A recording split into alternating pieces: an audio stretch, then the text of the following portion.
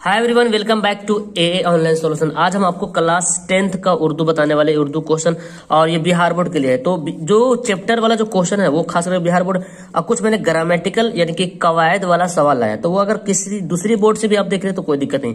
तो बहुत ज्यादा इंपॉर्टेंट ये क्वेश्चन है।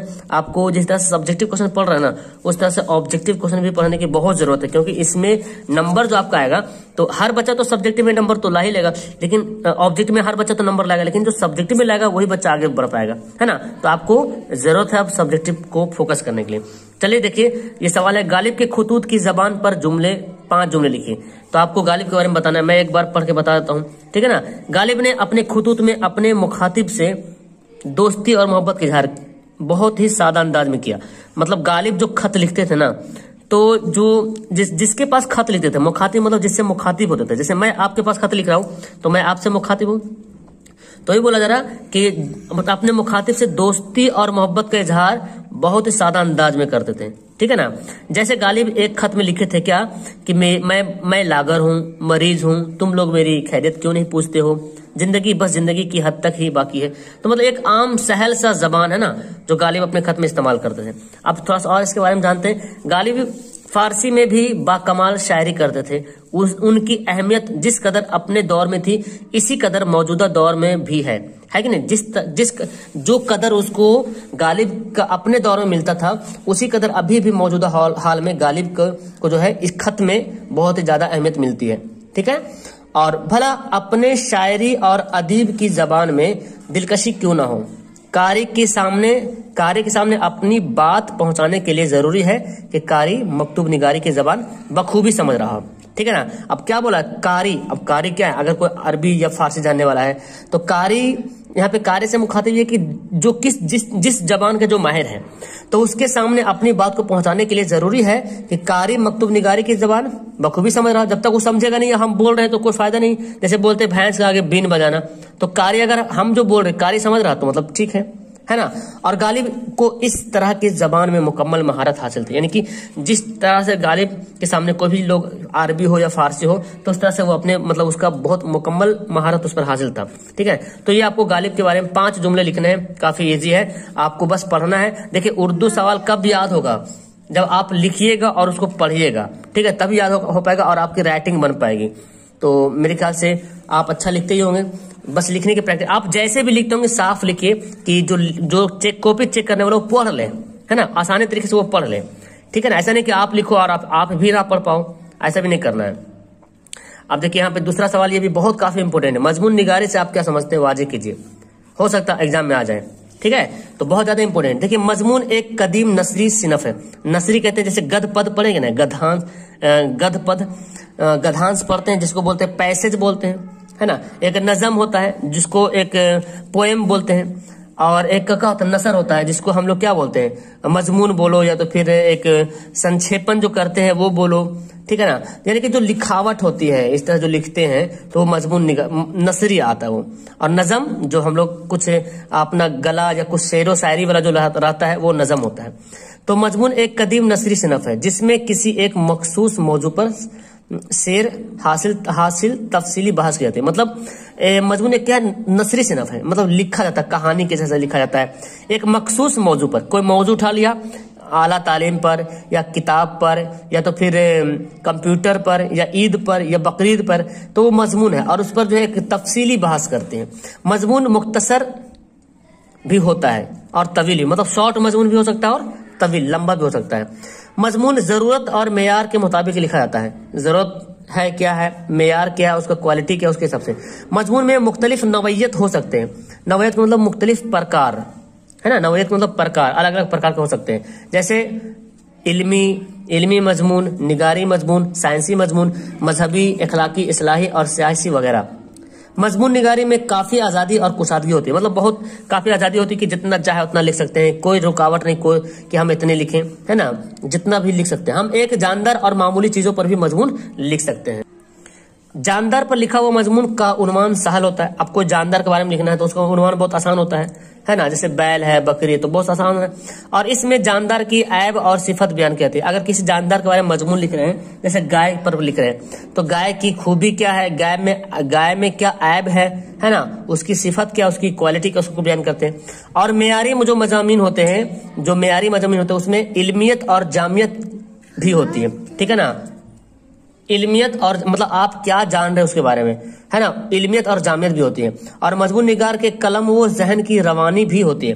जो मजमून लिखते हैं उसका जहन कितना काम करता है, कितना तेज वो सोचता है। जैसे इल्म के बारे में लिखते हैं, इल्म के बारे में कितना कुछ नॉलेज उसके पास है, वो सब उसके पास मतलब सोचता है। जैसे कि तालीम निस्वा हो, मतलब क्या बोलते हैं, औरतों का जो तालीम हासिल करना, उसके बारे में जितना ज्यादा जहन रहेगा वो अच्छे तरीके से लिख पाएगा।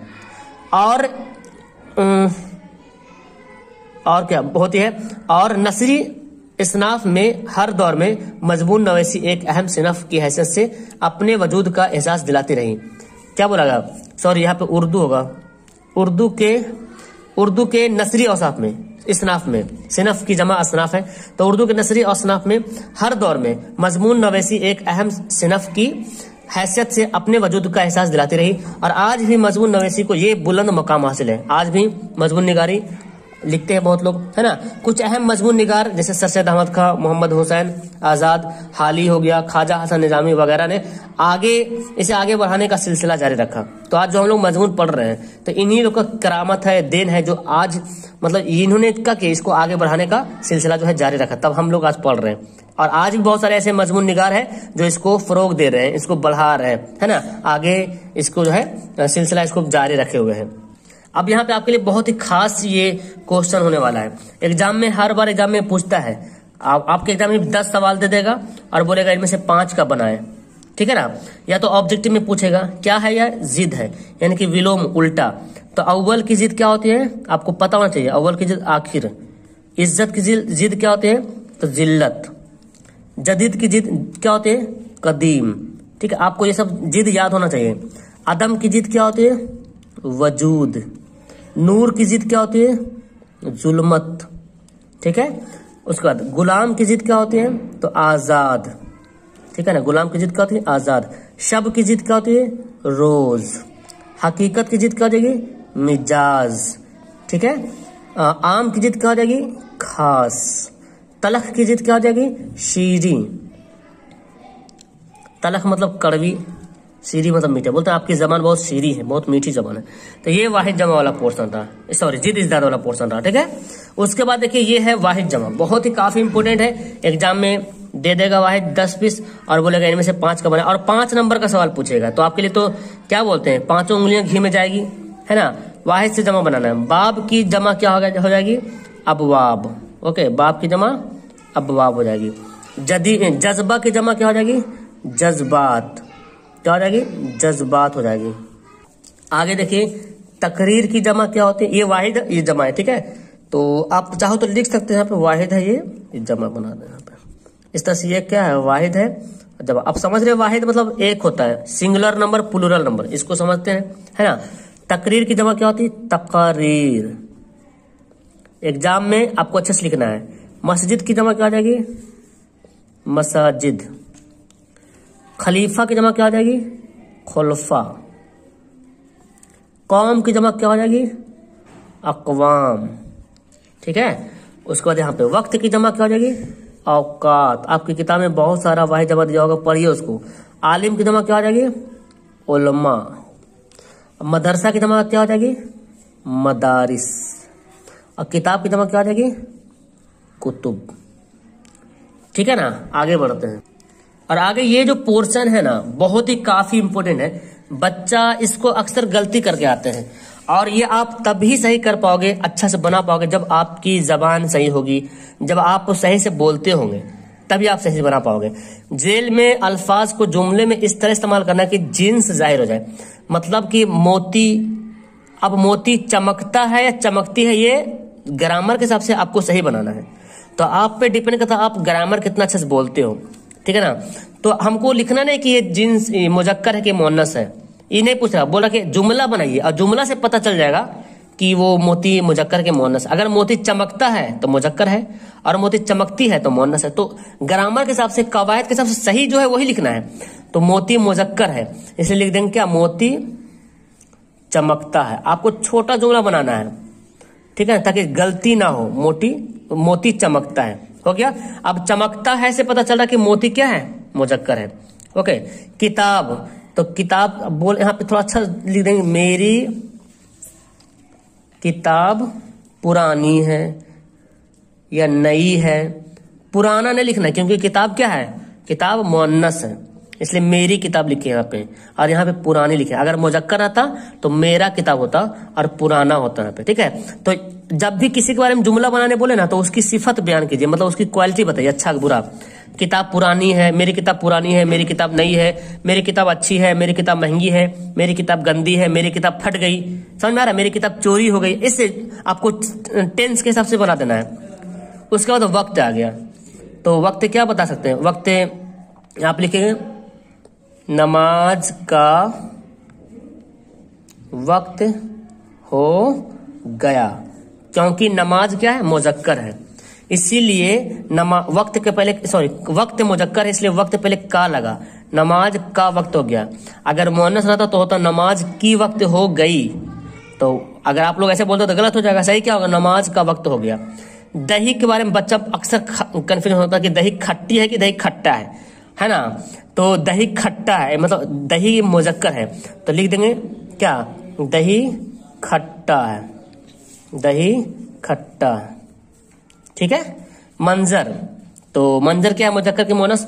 तो क्या बोलते हैं, सोचो अपने मन में, यहाँ का मंजर बोलते हैं, यहाँ का मंजर अच्छा है या यहाँ की मंजर अच्छा है, क्या बोलते हैं, यहाँ का मंजर। तो आप थोड़ा जुमला अच्छे से बना देंगे। हम ऐसे लिखते हैं, कश्मीर का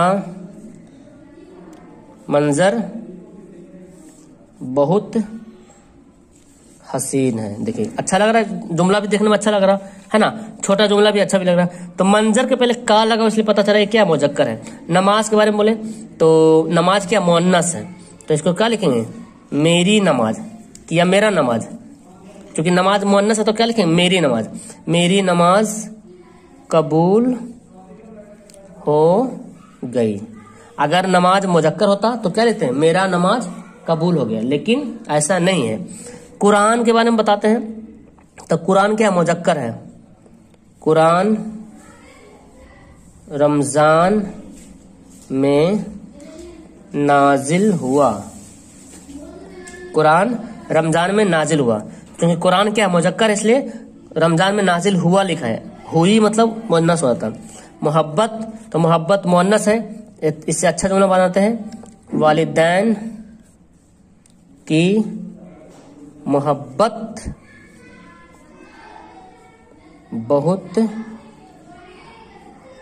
बहुत बड़ी नेमत है।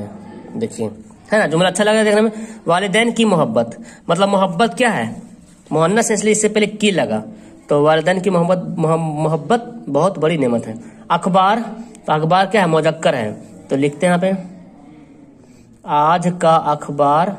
देखिए अखबार के पहले का आ गया तो मुजक्कर है, और अपना मन से नहीं, जो मन में आए का के लगा देंगे, ग्रामर कवायद के हिसाब से लगेगा। तो अखबार मुजक्कर, इसलिए अखबार, आज का अखबार बहुत अच्छा है, ठीक है। रास्ता, तो रास्ता क्या है, मुजक्कर के मुअन्नस, तो रास्ता मुजक्कर है, तो मेरा रास्ता बहुत लंबा है। अगर मुअन्नस होता तो क्या होता, लंबी हो जाता।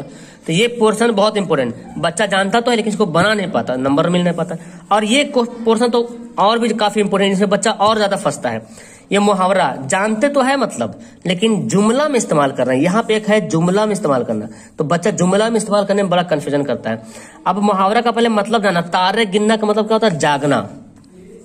अब हमको ऐसा जुमला बनाना है, उस जुमला में तारे गिनने वाला लफ्ज आ जाए, जिससे पता चल जाए, इसका मतलब पता चल जाए। जैसे यहाँ पे लिख सकते हैं, मैं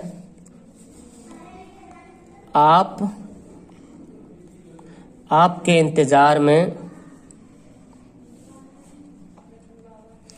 इंतजार में रात भर तारे गिना। समझ में आ रहा? मैं आपके इंतजार में रात भर तारे गिना, मतलब मैं आपके इंतजार में रात भर जागा, तारे गिना मतलब जागना। तो अब यहाँ पे जागना वाला लफ्ज नहीं लिखे ना, यहाँ पे पता चल गया कि तारे गिना मतलब जागना होता है। तो बस मैं आपके इंतजार में रात भर तारे गिना। पानी पानी होना मतलब क्या होता है? पानी पानी होना मतलब शर्मिंदा होना, है ना। तो इस पे बनाते हैं जुमला, तो नॉर्मल से बनाते हैं। मुजरिम अपनी गलती पर,